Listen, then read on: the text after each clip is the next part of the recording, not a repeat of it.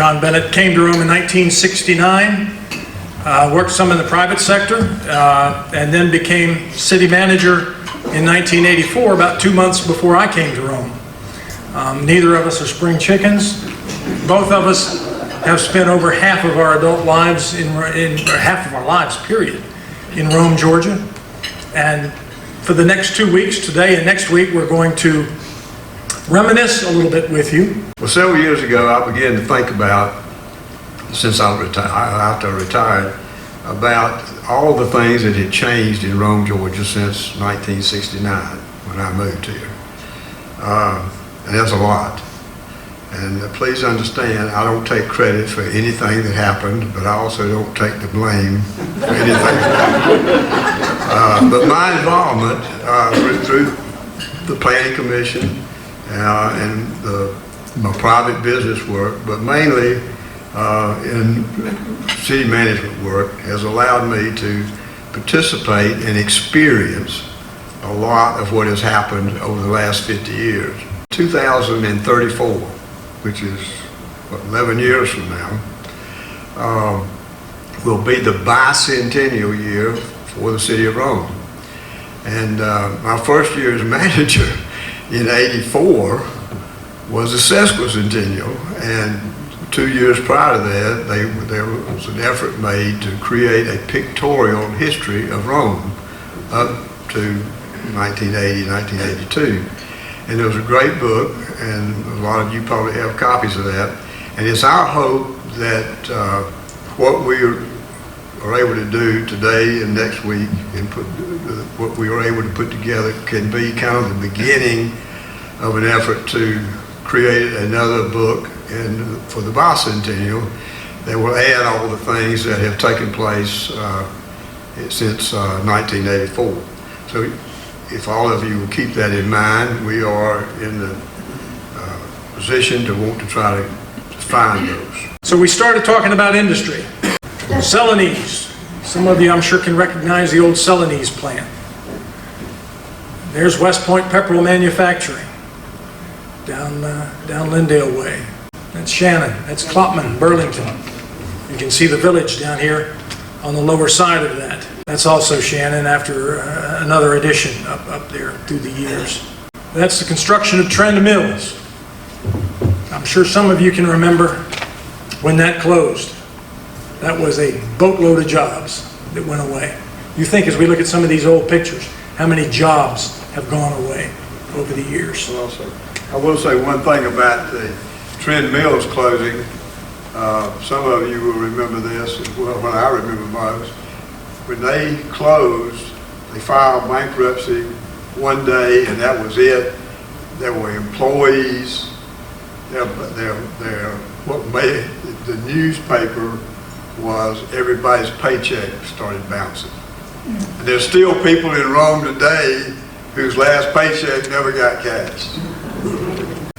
There, of course, is GE. Look at all the cars in the parking lot. They had 2,000 employees at one time. Fox Manufacturing. Until I got into this, folks, I had no idea that Fox Manufacturing went all the way north as far as it did on Callahan Street. And there's your Anchor Rome complex down there.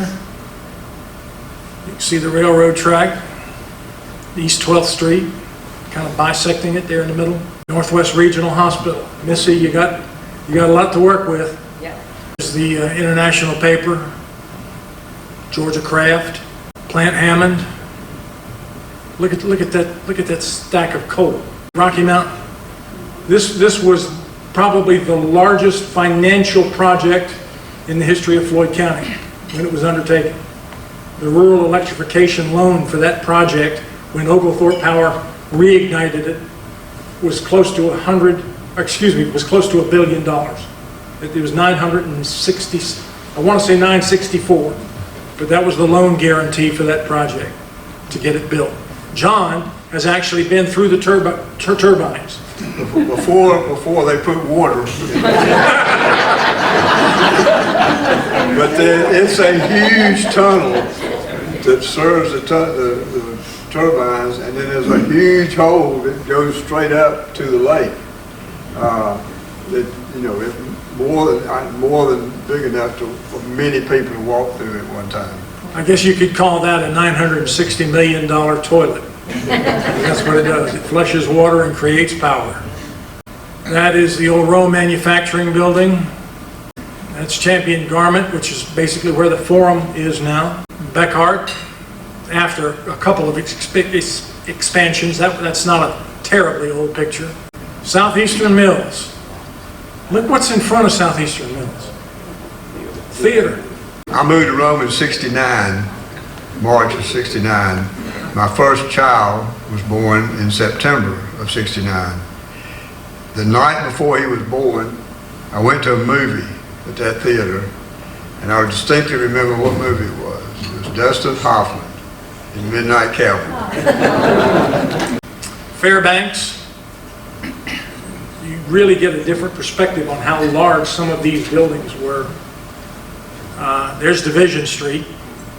One of the pictures that we're really looking for, and I know exists, but I haven't found it yet, or haven't made the right connections yet, is a picture of the Division Street underpass. You remember that? Remember trucks getting stuck in that? Remember the floods in there? The floods, the Brookwood public housing down there? That's Division Street. Integrated Products, which I guess is now part of Syntec. Mardlin Industries up on Ward Mountain Road. That's Pirelli from the air. There's Lowe's from the air. That's such a high shot that it's tough to imagine exactly how big that plane is, but it's huge. Now we move to the transportation section of this. That's just a fun old picture. Now, that wasn't 1969. Shorter Avenue, this is another picture we're looking for. We know pictures exist of Shorter Avenue when it was 2 lane, but I haven't been able to find one.